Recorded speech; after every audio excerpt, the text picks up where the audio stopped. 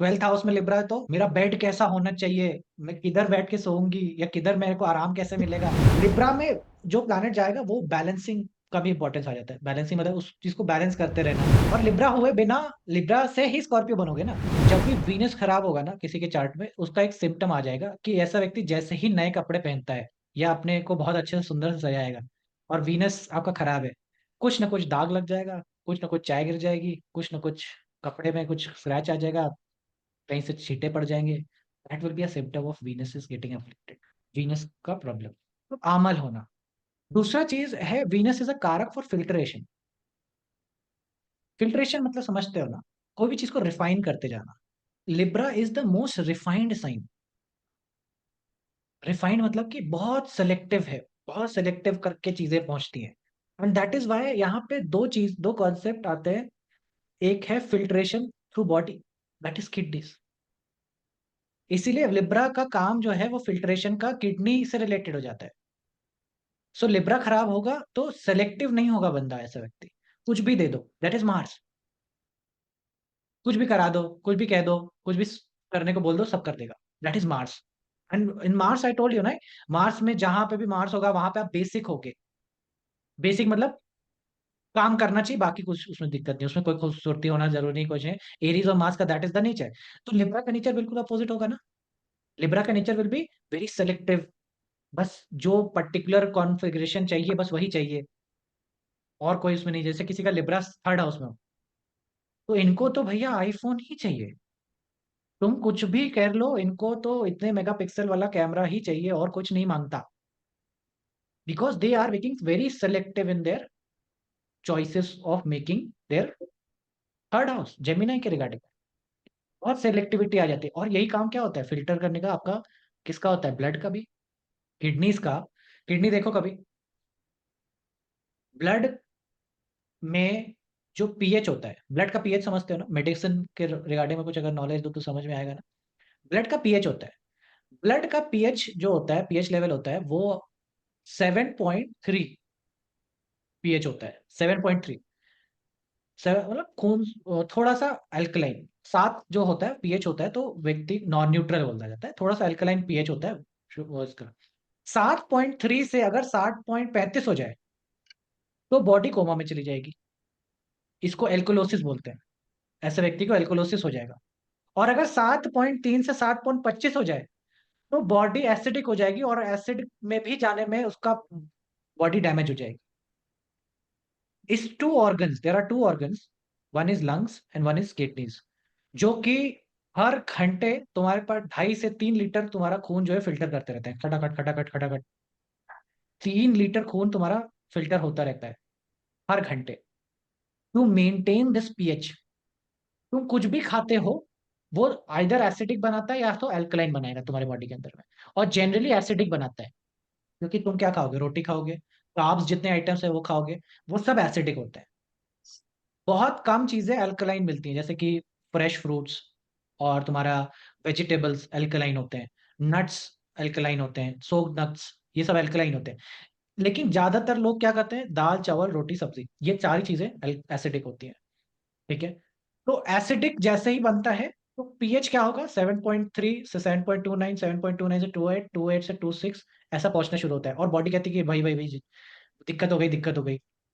अब हम एक फेज में जाएंगे जिसमें हम लोग को बॉडी को एल्कलाइन वापस से डालना है, तो वो कैल्शियम कार्बोनेट निकालेगी तुम्हारे बोन से, और बोन को में वो एसिड को न्यूट्रलाइज करती है, बोन के कैल्शियम कार्बोनेट से। इसी वजह से ज्यादा जो भोजन है इस प्रकार से आपको हड्डियों के जोड़ के दर्द शुरू हो जाते हैं, सर्वाइकल का दर्द शुरू हो जाता है, बैक पेन शुरू हो जाता है। क्यों? क्योंकि जो कार्बोनेट निकला वो निकला, और वो अब बॉडी के ब्लड को तो डाइजेस्ट करेगा, लेकिन उसके साथ जो कैल्शियम था वो एक कंपाउंड बना के, जो रिमेनिंग उसका कंपाउंड बनता है, वो एज अ आपके हड्डियों में जोड़ में जाकर के अटक जाता है। और इसी वजह से आपको रीढ़ की हड्डियों के, सर्वाइकल का या जॉइंट पेन्स का प्रॉब्लम होना शुरू हो जाता है। सिर्फ इसलिए क्योंकि आपने अच्छे अमाउंट ऑफ एल्कलाइन मटेरियल नहीं खाया। इसीलिए बहुत रिकमेंडेड होता है सैलेड्स का खाना जरूरी है भोजन से पहले, क्योंकि salad will give you what, alkaline. तो आप रोटी दाल चावल खाओ तो आपको एसिडिक एल्कलाइन बैलेंस रहेगा, और आपका पीएच नहीं फ्लक्चुएट होगा। समझ रहे? तो ये काम जो है किडनी का, 24 घंटे आपको फिल्टर करके रहना, पीएच बढ़ाए रहना, इसका काम होता है। और फिल्टर, इसीलिए लिब्रा का इंपॉर्टेंस इसलिए फिल्ट्रेशन है, इसीलिए सैटर्न केतु का कॉम्बिनेशन या any time Saturn sits in seventh house और Libra, you will find kidney stones का प्रॉब्लम, किडनी स्टोन्स का प्रॉब्लम आ जाता है, ठीक है, वहां पे। सो मार्स भी बैठेगा सेलेक्टिविटी, तो एसिडिटी होगा ना सर? मार्स अगर लिब्रा में मार्स, बैठे। मार्स लिब्रा में बैठेगा तो एसिडिटी नहीं देता, it will give you urine infection, urine में जलन। Fiery planet will directly effect, ठीक है। किडनी। तो any time Libra will represent that theme of filtration, ठीक है। सो अगर किसी का मान लो जैसे कि किसी का फोर्थ हाउस में लिब्रा हो, सो इनके लिए इनका घर हमेशा एकदम फिल्टर आउट होना चाहिए, घर में कोई कचरा नहीं हो, एकदम चीजें रिफाइंड रहे। और घर सेलेक्ट करते टाइम पे, लैंड सेलेक्ट करते टाइम पे शी विल बी लाइक कि नहीं नहीं नहीं, ये जगह पे नहीं रह सकती मैं, ये मेरा अब चॉइस नहीं है। मार्स वाज लाइक, मार्स तो होगा कि कहीं हाँ सीहड़ में जंगल में मेरे को घर जमीन दे दो, कोई दिक्कत नहीं है, मैं घर बना लूंगा। And Libra will be like कि नहीं नहीं, मेरे को तो ये पॉश इलाका नहीं है मेरा, मैं इस इलाके में नहीं रह सकती, यहाँ पे तंबू लगे हुए हैं, ऐसा सा बोलेगी।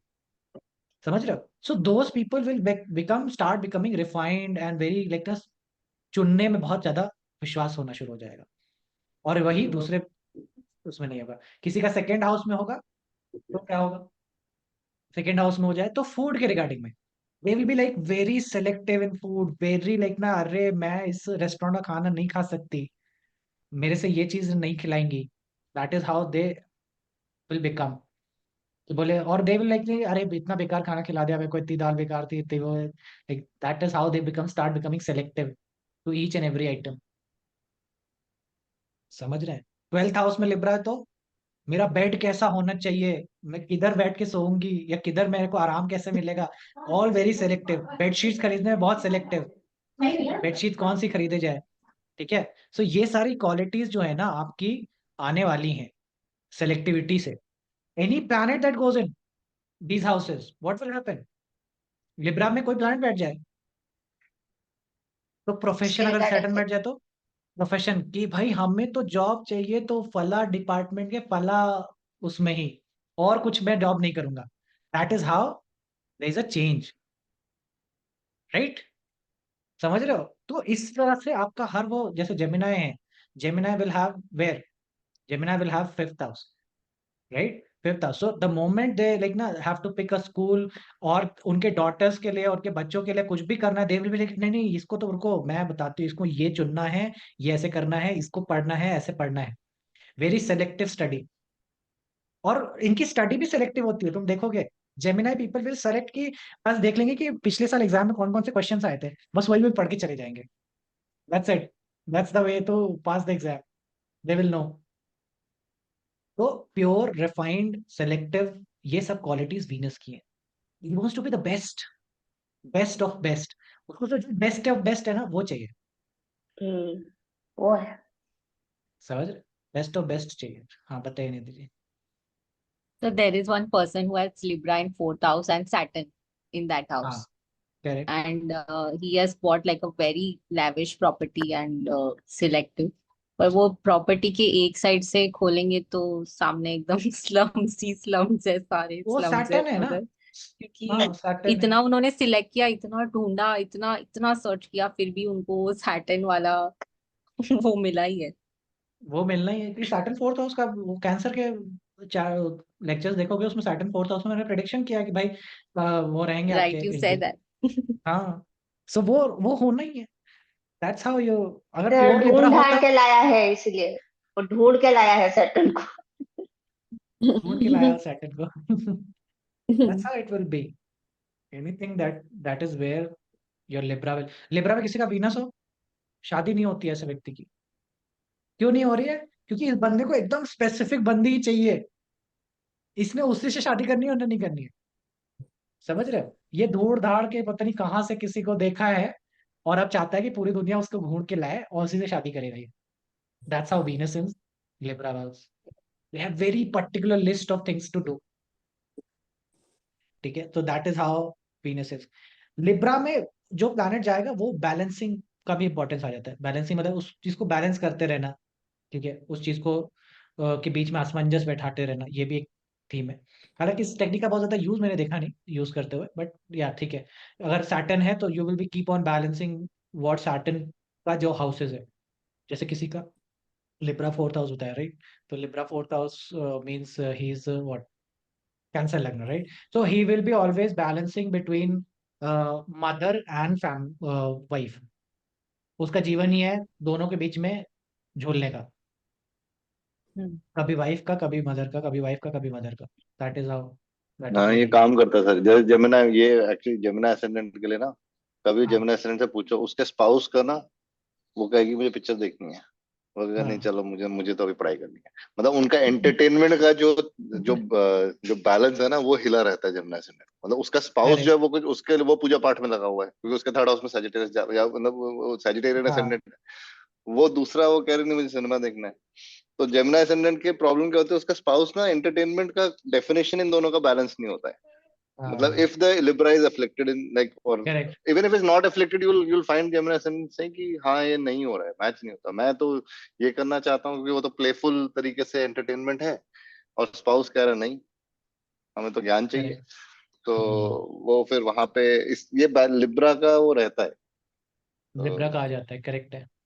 हम्म, सो डिसबैलेंसिंग क्रिएट करना, उसको मैनेज करते रहना, वो सब चीजें आने लगती है। इसीलिए Libra is a very good sign of management. If you see Jupiter in Libra और सैजिटेरियस, क्योंकि सैजिटेरियस को लिब्रा लगन 11th हाउस में मिलता है। So these people are very high, like Sagittarius को पूछो एमबीए करना है, हाँ करना है, बताओ कहाँ हो रहा है, जल्दी बताओ, तुरंत। सारे सैजिटेरियस वाले एमबीए करना चाहते हैं because they want to have that Libra features. And Libra के अंदर में भी जुपिटर हो तो भी they are like good managers, good people to manage, because जैसे ही जब तक लिब्रा का ज्ञान नहीं है तब तक आप सामने वाले को समझ नहीं सकते ना। इसीलिए ज्योतिष बनने में अच्छा लिब्रा होना फायदेमंद है। और लिब्रा हुए बिना, लिब्रा से ही स्कॉर्पियो बनोगे ना। जब तक लिब्रा अच्छा नहीं होगा तब तक स्कॉर्पियो में नहीं जा सकते।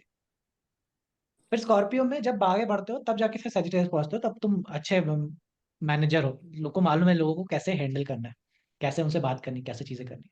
गुड मैनेजर्स बनाता है लिब्रा पीपल्स में। सर, अगर सेवेंथ हाउस में जो प्लैनेट बैठे या लिब्रा को देख के हम, मतलब लोग हमारे बारे में क्या सोचते हैं, तो आइडेंटिटी तो लेकिन लगन होता है ना।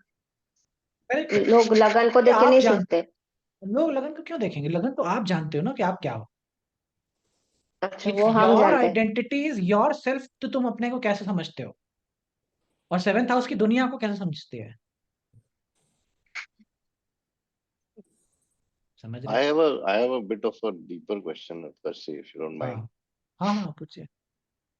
जैसे आपने बोला सीड है, तो करेक्ट। सेवेंथ हाउस में जो प्लैनेट जा रहा है, हाँ वो एक रीजन से मिला है उसको, राइट? मतलब करेक्ट। कैन वी, अगर उसको मतलब ये थोड़ा सा I would say remedy, but एक मतलब एक करेक्शन की तरह अगर देखा जाए, तो ये सेकंड मतलब फैमिली का कर्म है सेवेंथ हाउस, मतलब फैमिली का सिक्स्थ हाउस हो गया। मतलब द रीजन यू फैमिली का। गॉट द, अब जैसे सेवेंथ हाउस जुपिटर में देखा है कि family, depending on the sign, family कुछ ना कुछ मूर्ति या मंदिरों से रिलेटेड काम कर रही होती है उस टाइम पे, या something like that is happening. Jupiter का ओके कुछ तो, मतलब my question is why somebody got this planet in the seventh house, क्यों मिला ओके। उसको? फैमिली का अगर क्या, फैमिली बिकॉज सेकंड हाउस से सिक्स्थ में जा रहा है, ठीक है? अभी साइन अगर ना देखें, सेवेंथ हाउस को अगर हम सीड मान लें, मतलब कि भाई उस सीड को अगर करेक्ट करना है, बिकॉज आपके अल्टीमेट डेस्टिनेशन वो चाहते हो आप उसके लिए, तो उसके अंदर अगर विघ्न किसी को आ रहे हैं, it could be through means of marriage, it could be through means of partnership, और विरोध from other people, whatever the reason could be, but कुछ तो है ना सेकंड हाउस से रिलेटेड जो सेवेंथ में उसको ये प्लैनेट मिला है। तो मेरे को वो समझना चाहता हूँ कि कौन सा, अब मान लीजिए मार्स, जैसे जुपिटर का तो मैंने देखा है, मतलब कि फैमिली में कोई ना कोई अगर अच्छे, जैसे लियो में बैठा है या ठीक ठाक साइन में बैठा है, तो वो मंदिर से रिलेटेड कर्म फैमिली में किसी बड़े बुजुर्ग ने किया होता है, कि फैमिली बस का आप टेम्पल। पहुंच तो गए, आप पहुंच तो गए। यही समझने वाली बात है। हम्म, समझिए, जब भी आपको ऐसे डाउट्स हो, जेनेटिक्स पकड़िए। Genetics is a very beautiful study. Hmm, अगर आपने समझ गया कि पिता दादा क्या चाहते थे, तो संतान क्या चाहेगी ये पता है। करेक्ट। अगर आप पिता का भाव देखिए, अगर जुपिटर सेवेंथ की बात कर रहे हैं तो जुपिटर सेवेंथ की बात पकड़ते हैं। पिता का भाव देखिए, पिता का भाव 9th है, जुपिटर उससे कहाँ बैठा है? 11th में। दिस मीन्स, दिस मीन्स जो फादर है, ही will B somebody who will be obsessed with teachers, knowledge, gurus, all these people, right? Correct. So अगर इनका ऑब्सेशन इस चीज के पीछे पड़ रहा है and he wants to do something new, something odd, something try, something experiment, something all those things, तभी वो आपको प्लैनेट 7th हाउस में मिला। हम्म, आप, क्योंकि आप उन्हीं से आए हो, ये समझना, शरीर शरीर से आया है। correct. तो अगर शरीर के जो पिता हैं उनके अंदर ये ऑब्सेशन था जब आपको वो जन्म दे रहे हैं, याद रखना ये हमेशा का नहीं है, जब आपको जन्म दे रहे हैं उसी समय की बातें Exactly, हैं। exactly. उस समय वो he was obsessed, he was going to some gurus, learning something, teaching something, maybe all those features. That is why he has got that 11th house planet. Now he is giving birth to you. Now you will also run for that planet.